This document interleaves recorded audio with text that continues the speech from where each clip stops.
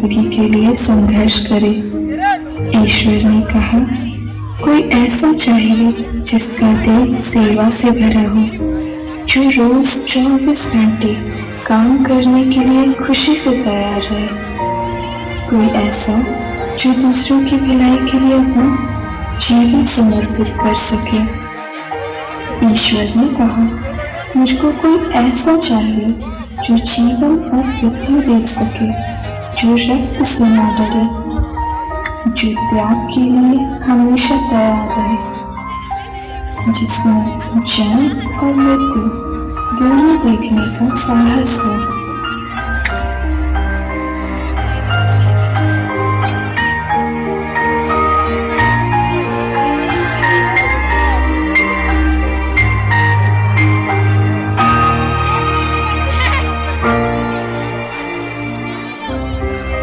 पहले के समय में लोग अस्पताल में जांच के लिए न जाकर अंधविश्वास और तांत्रिकों पर भरोसा करते थे, जिस कारण बहुतों ने अपनी जान गंवा दी और कुछ लोग गंभीर बीमारियों के शिकार हो गए।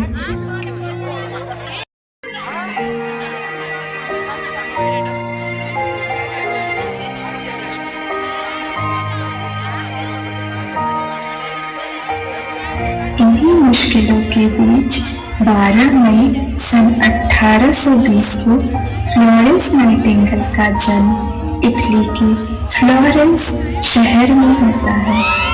उनका परिवार काफी समृद्ध हुआ करता था और उनके माता पिता की ख्वाहिश थी कि वो एक प्रभावयुक्त महिला बने। बहुत छोटी उम्र से ही फ्लोरेंस को लोगों की सेवा करने, गरीबों की मदद करने और बूढ़ों की देखभाल करने में बहुत रुचि थी। एक दिन उन्होंने अपने माता पिता के समक्ष अपनी ये इच्छा जाहिर की कि वो आगे एक नर्स की जिंदगी व्यतीत करना चाहती हैं और लोगों की सेवा करना चाहती हैं।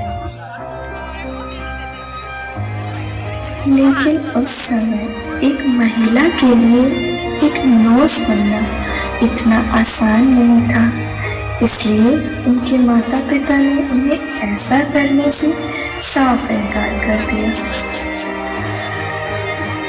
बहुत कोशिशों के बाद आखिरकार फ्लोरेंस ने अपने माता पिता को मना ही लिया। सन 1844 में फ्लोरेंस का दाखिला लूथरन हॉस्पिटल जर्मनी में एक नर्सिंग छात्रा के रूप में हुआ। अपनी पढ़ाई पूरी करने के बाद फ्लोरेंस लंदन वापस लौट गई और यहीं से उन्होंने मिडलसेक्स हॉस्पिटल लंदन से नर्सिंग करियर की शुरुआत की। वह अपने प्रोफेशन में अत्यधिक समर्पित और प्रभावशाली थी, जिसके कारण उन्हें 1 वर्ष के अंतराल में ही सुपरिटेंडेंट की पद पर प्रमोट कर दिया गया।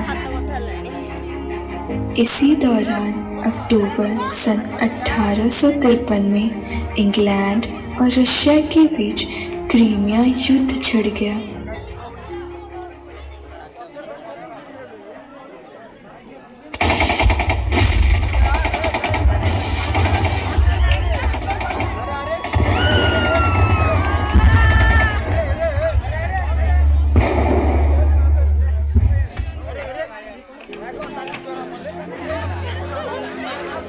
जिससे बड़े पैमाने पर सैनिक हताहत और घायल हो जाते हैं।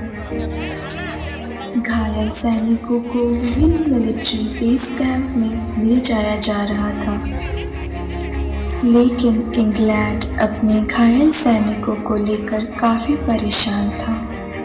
इसी दौरान सन 1854 के अंत में नाइटिंगेल को युद्ध सचिव से एक पत्र मिला, जिसमें युद्ध स्थल पर घायल सैनिकों की देखभाल के लिए नर्सों की एक टीम गठित करने की बात कही गई थी।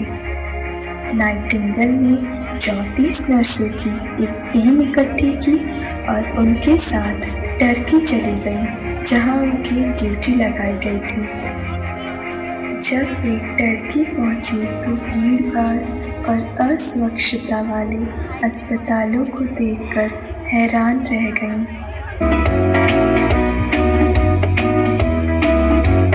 This place is so dirty and cold, saturated with blood.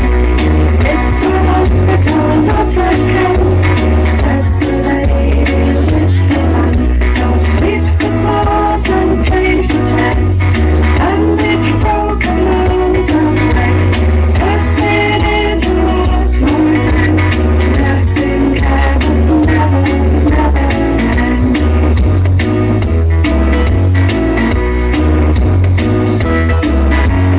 This place is so dirty and cold, saturated with blood.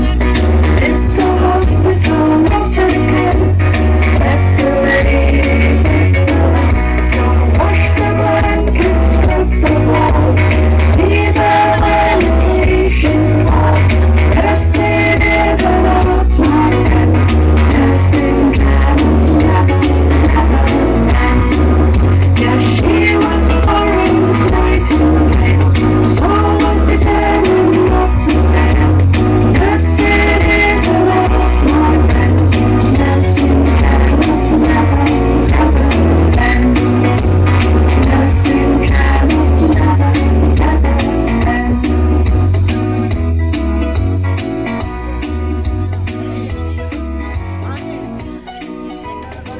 उनके प्रयासों, ज्ञान और समझदारी से सैनिकों की मौत की संख्या में 2/3 से गिरावट आने लगी।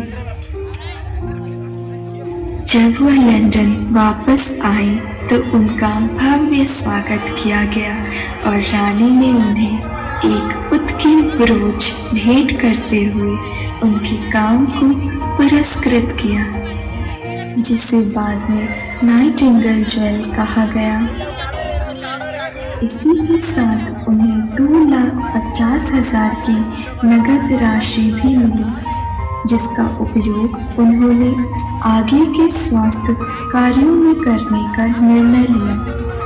सन 1860 में उन्होंने सेंट थॉमस हॉस्पिटल की स्थापना के लिए अपनी पुरस्कार राशि का उपयोग किया और यहीं पर उन्होंने नर्सों के लिए नाइटिंगेल ट्रेनिंग स्कूल के नाम से पहला नर्सिंग प्रशिक्षण स्कूल शुरू किया।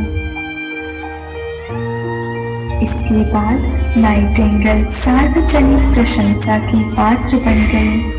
युवा महिलाएं उनके जैसा बनने की ख्वाहिश रखने लगी और उच्च वर्ग के लोग भी ट्रेनिंग स्कूल में दाखिला लेने लगे। नाइटिंगेल की बदौलत नर्सिंग पेशे को अब उच्च वर्ग द्वारा तिरस्कृत नहीं किया गया, बल्कि इसे सम्मानजनक पेशे के रूप में देखा जाने लगा। निकली थी एक चिराग लेकर, चिराग बन जाऊंगी सोचा न था।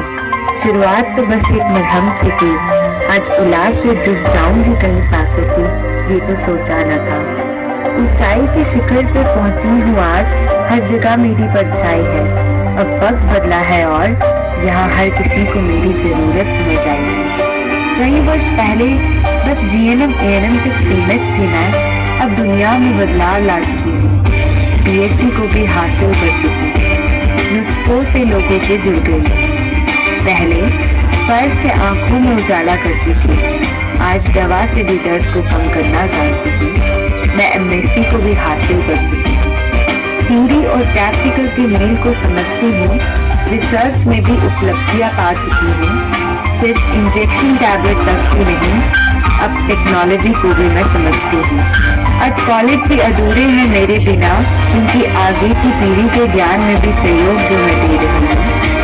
आज कहाँ तुम्हें मैं नहीं मिलूंगी, nurse, professor, administrator, counsellor, researcher. माँ के दर्द और बच्चे की चहचहाहट से जो जुड़ती हूँ, मुझे मिडवाइफरी और पीडियाट्रिक नर्स कहते हैं। जहाँ एनाटॉमी एंड फिजियोलॉजी ECG की तारों से जुड़ती हूँ, मुझे मेडिकल सर्जिकल नर्स कहते हैं। जब किसी के इमोशंस और साइकोलॉजी से जुड़ती हूँ, मुझे मेंटल हेल्थ नर्स कहते हैं।